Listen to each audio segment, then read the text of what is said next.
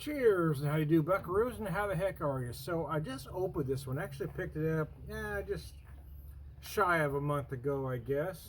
A little bit less, probably about 3 weeks ago, and we're up in the Kansas City area. Union Horse Distilling Company, Rolling Standard Midwestern 4-grain whiskey, 46% alcohol, 90 proof, batch 4, bottle 1262.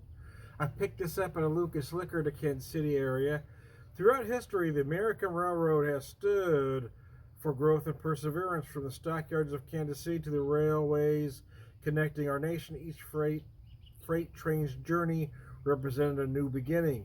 Rolling Standard Midwestern 4-grain whiskey is our expansion into something new, a complex combination of barley, wheat, corn, and rye. So there you go, aged to perfection in oak barrels that slightly tremble as thunderous trains run the rails beside our wheelhouse.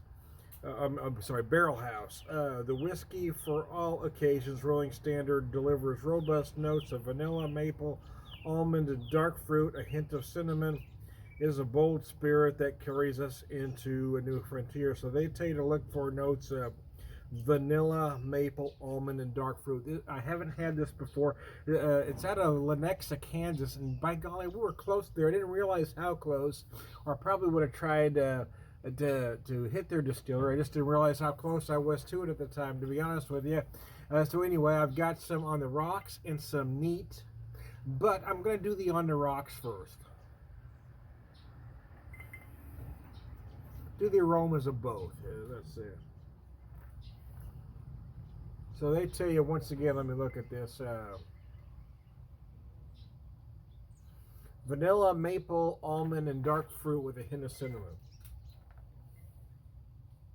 What I will tell you right away, and this shouldn't be a surprise for anybody that drinks both neat and rocks, is that, the nose is clearly brighter on the neat.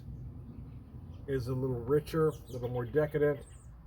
However, the rocks version does bring those sugars out. It makes it sweet to the nose. So once again, vanilla, maple, almond, and dark fruit, cinnamon. Let me put the rocks down, just concentrate on the neat for a second. Yeah, you get a lot of vanilla. Maple, sure, why not? Almond, yeah, you do get some almond notes.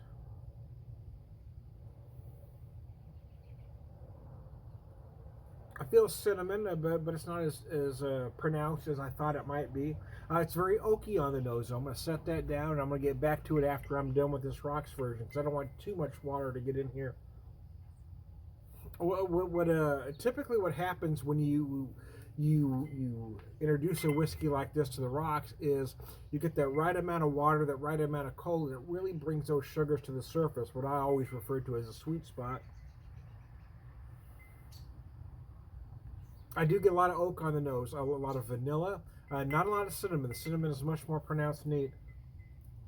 But I do feel those almond notes I talked about. I certainly do feel that maple.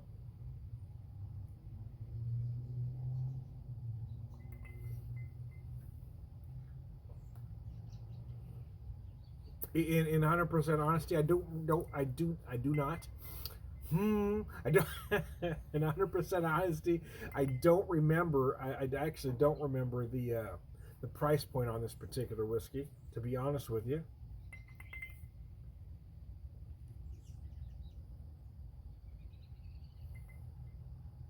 They don't mention how long it's aged, and quite frankly, I've quit caring. It's not that I don't care how long a whiskey's aged. I'm more concerned about the quality of the product and the taste than I am the exact amount of months and years. Something I worried about as a younger person, I don't anymore, because a lot of smaller distilleries will double oak or use smaller barrels that lets them achieve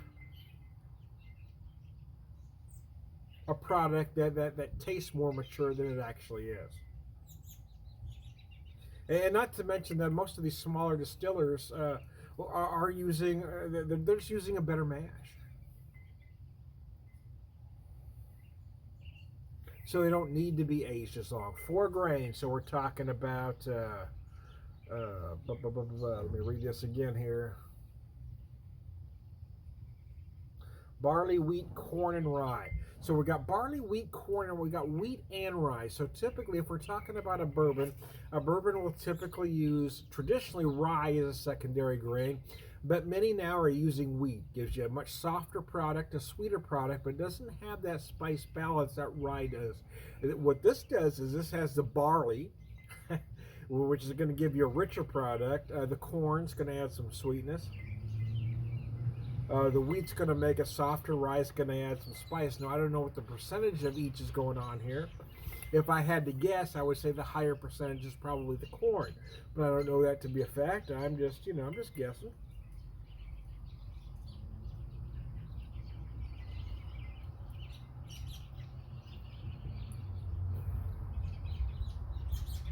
And it's nice. It's very nice, actually.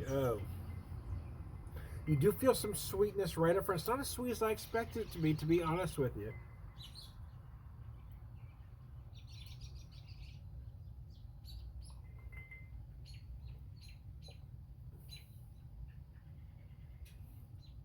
You do feel the rye, though. The rye certainly adds some spice in the middle.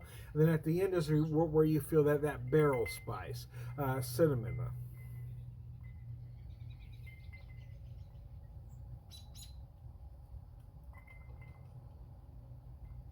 Now, I also picked up when I was in Kansas City the Tomstown Double Oaked and the Tomstown Pendergast Royal Gold. Now, I'll be honest with you, it's hard to compare because this really feels like a different kind of whiskey, right?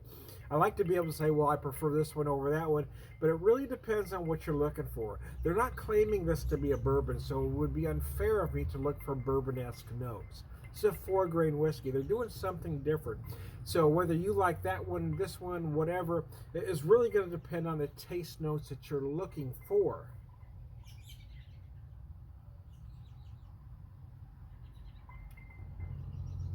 So with that in mind, I think it'd be unfair to tell you which one I prefer.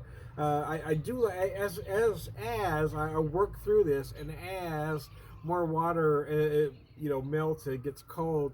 I feel like right now is probably where I'm at that what I call the sweet spot. I really feel those sugars building up right now.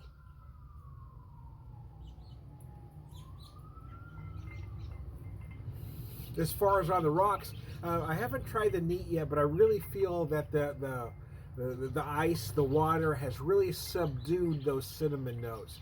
You do feel the maple, though. You certainly feel those almond or amaretto-like notes. Those are certainly there.